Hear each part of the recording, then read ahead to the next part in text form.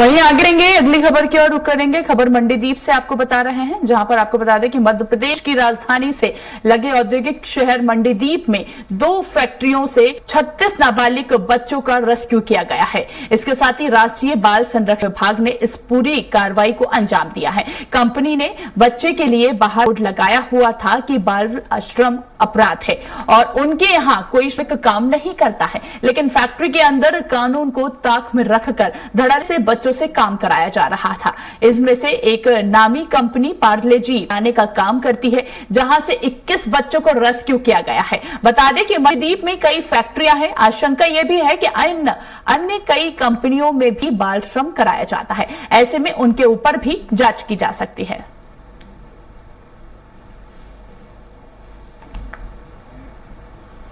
शिक्षा का अधिकार का पूरा लाभ मिले, इसके लिए सरकार को काम करना चाहिए।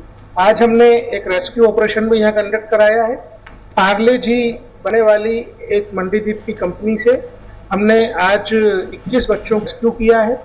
यहाँ अलग अलग विभागों की समीक्षा में जो अलग अलग प्रकार का डेटा था, उसके कन्वर्जेंस के लिए जरूरी निर्देश हमने सभी विभागों को दिए। चलिए, ज्यादा बातचीत करेंगे, सहयोगी का रुख करेंगे। अधिक जानकारी के लिए हमारे साथ लाइव जुड़ चुके हैं संदीप। पूरा मामला आपसे जानना चाहेंगे। यहाँ पर नाबालिग बच्चों से काम नहीं कराना चाहिए ये चीज, लेकिन यहाँ पर काम करा जा रहा है। ताजा जानकारी क्या सामने निकल के आ रही है? बिल्कुल काजल, एक मामला है मध्य प्रदेश के लिए कहीं न कहीं एक तरह से धब्बा भी कह सकते हैं। जिस राज्य में लगातार सनातन की बात होती है, उसी राज्य में जिस प्रकार से मदरसों में करीब 9,417 के आसपास बच्चों के पढ़ने की खबर आई है, और वो भी राष्ट्रीय बाल संरक्षण आयोग की ओर से इस बात का खुलासा किया गया है, तो कहीं न कहीं प्रदेश सरकार की शिक्षा व्यवस्था पर सवाल खड़े हो रहे हैं।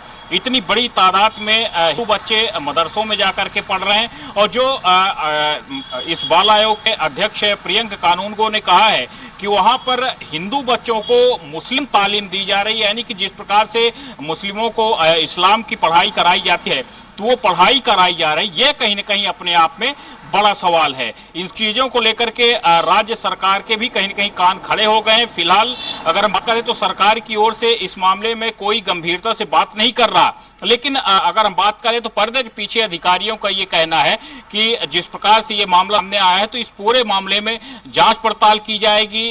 जो जितने मदरसे हैं उन सभी में अब टीमें भेजी जाएंगी और पड़ताल की जाएगी। उसके बाद इस पूरे मामले का पटाक्षेप किया जाएगा। वहीं अगर हम कांग्रेस पार्टी की बात करते हैं, कांग्रेस पार्टी की ओर से लगातार निशाना साधा जा रहा है, प्रदेश सरकार पर सवाल खड़े किए जा रहे हैं, क्योंकि जितने भी मदरसे संचालित होते हैं तो अधिकतर उनको राज्य सरकार की ओर से अनुदान दिया जाता है। तो फिलहाल कहीं न कहीं सरकार पर भी सवाल खड़े हो रहे हैं। बिल्कुल संदीप, यहाँ पर विभाग एक साल में आखिर क्यों मैपिंग नहीं कर पाई है? के अलग अलग कारण बताए जा रहे हैं। अगर बात करें प्रशासन की तरफ से, तो प्रशासन का ये कहना है कि मैपिंग की तैयारी की गई थी, लेकिन जिस प्रकार से चुनावी महीना चल रहा था, करीब 3 महीने तक चुनाव आचार संहिता की थी, तो और उसके अलावा बच्चों की छुट्टियां भी, गर्मी की छुट्टियां चल रही थी, तो इस कारण बस स्कूलों की मैपिंग नहीं कराई गई। अधिकारियों की, कर्मचारी भारी संख्या में कमी थी, क्योंकि उनकी चुनाव में ड्यूटी लगी हुई थी।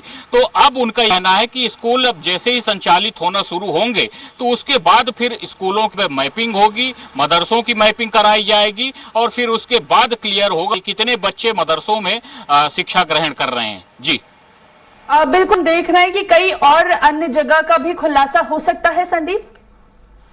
बिल्कुल, देखिए अभी तो ये शुरुआत है, क्योंकि जब इस पूरे मामले की पड़ताल होगी तो परत दर परत बहुत सारे मामले सामने आएंगे। जित भी अभी क्योंकि बाल संरक्षण आयोग की तरफ से भी ये मामला सामने आया है, और अब जब इस पूरे मामले का खुलासा होगा, अगर जांच होगी, तो इस बात में कोई शक नहीं कि ये आंकड़ा डबल तक पहुंचने की उम्मीद है। तो एक बड़ा आंकड़ा पहुंचने सामने आ सकता है लोगों के सामने, और कहीं न कहीं एक बड़ा खुलासा हो सकता है। हालांकि इन सब चीजों को लेकर के अब प्रदेश के शिक्षा विभाग जुटा है कि किस प्रकार से गड़बड़ियां हुई।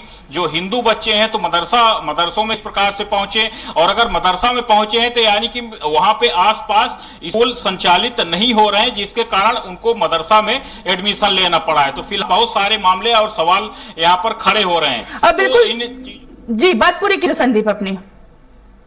जी बिल्कुल संदीप, देख रहे हैं कि 417 माफ कीजिएगा बच्चों को तालीम दी जा रही है, लेकिन कहीं ना कहीं ये जो संख्या है ये अधिक बढ़ती जा रही है। जाहिर सी बात है कि यहाँ पर अगर मदरसा हो तो स्कूल क्यों नहीं हो सकता, एक ये कहीं ना कहीं बड़ा प्रश्न खड़ा हो रहा है। बिल्कुल, देखिए जिस प्रकार प्रदेश की राज्य सरकार ये कहती है कि वो जगह जगह पर कम 2 किलोमीटर 3 किलोमीटर की दूरी में प्राइमरी स्कूल तो खोल रही हैं, लेकिन ये दावे कहीं न कहीं सरकार के धरातल में उतरते नहीं आ रहे हैं, क्योंकि अगर प्राइमरी स्कूल खुलते हैं करीब करीब तो फिर मदरसे में जाने की आवश्यकता नहीं पड़ती है।